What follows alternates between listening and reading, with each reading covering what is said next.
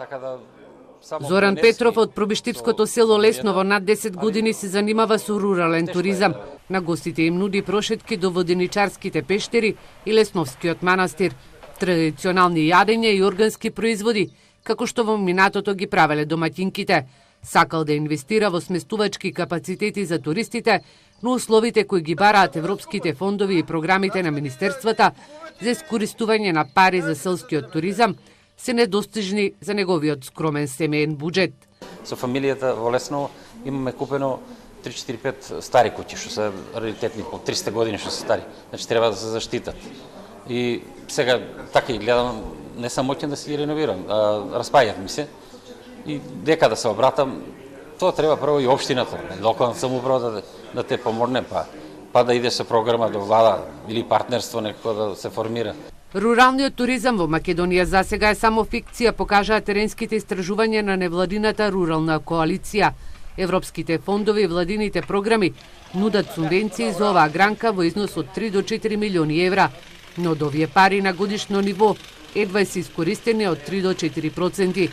Причината за неискористеноста на овие пари, според 120 собственици на рурални свестувачки капацитети, лежи во нивната неинформираност и недоволното промовирање на мерките што ги нуди владата. Главните препораки беа дадени пред се токму во тој дел. Многу повеќе да се посвети внимание на информирањето, на промоцијата на ваквите мерки, теренското контактирање со самите собственици, со цел значи за секоја една мерка да биде соодветно испромовирана и секако поддршката од државата во низиното искористување. Исто така, создавање на една овозможувачка, поттикнувачка средина за развој на руралниот туризам.